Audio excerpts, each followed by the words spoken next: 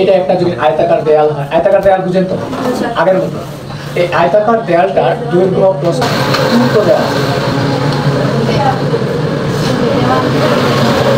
এটা আয়তাকার দেয়াল, ঠিক ইটটাও কেমন হয়, ইটও আয়তাকার হয়, তাই না? তাহলে এই যে দেয়ালটা আছে, এই দেয়ালটার দৈর্ঘ্য প্রস্থ এবং উচ্চতা দেওয়া আছে। আবার ইটেরও দৈর্ঘ্য প্রস্থ উচ্চতা আছে। এই বাইরে এই যে আয়তাকার ইটটা এখানে দেয়ালটা বসানো, দেয়ালটা বসায় না কতটা ইট দরকার হবে এটা বাইর করতে হবে। তাহলে আগে আমি জানি যে দেয়ালটার আয়তন কতটুকু, তারপরে জানবো যে ইটটা, এই যে ইটটা আছে এই ইটের আয়তন কতটুকু, তখন এই আয়তনটা দিয়ে এই আয়তনটা ভাগ যদি করি তাহলে আমরা কি বাইর হবে, ইটের সংখ্যা বাইর হবে। তাহলে আমরা বের করতে পারি দেয়ালের কি দেওয়া আছে, দৈর্ঘ্য দেওয়া আছে, দেয়ালের দৈর্ঘ্য দেওয়া আছে 25 মিটার দেওয়া আছে। তাহলে এই 25 মিটার রাখা যাবে না, যেহেতু ইটের দৈর্ঘ্য প্রস্থ এবং উচ্চতাটা সেন্টিমিটার আছে। তাহলে আমি এটা 25 মিটারটা 25 × 100, তাহলে এটা হবে সেন্টিমিটার, তাহলে এটা হবে 2500 সেন্টিমিটার।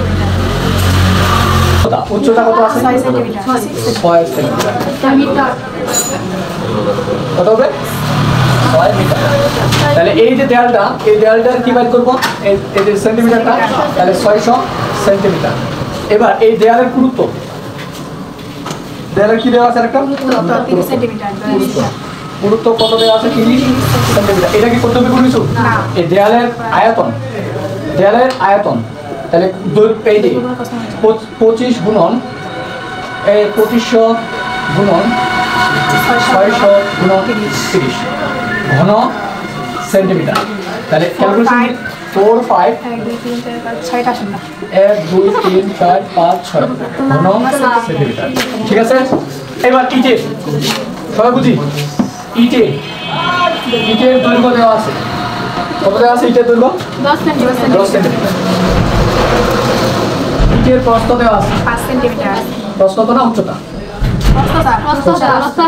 প্রস্থ দেওয়া আছে, কত দেওয়া আছে, 5 সেন্টিমিটার। উচ্চতা 3 সেন্টিমিটার। এবার এই ইটের আয়তন কতটুকু, দৈর্ঘ্য গুণন প্রস্থ গুণন উচ্চতা, ঘন সেন্টিমিটার, তাহলে 150 ঘন সেন্টিমিটার। ঠিক আছে না?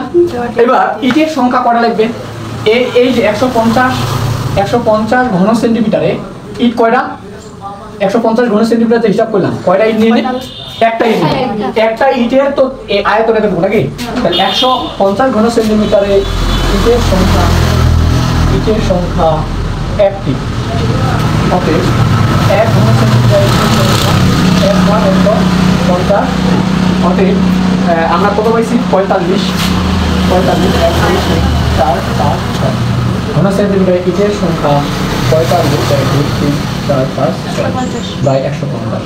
ঠিক, তাহলে এটা কাটা 100 কাটা, আর 3 45, তাহলে 3 না 1 2 3 4 5 ঠিক এতটি।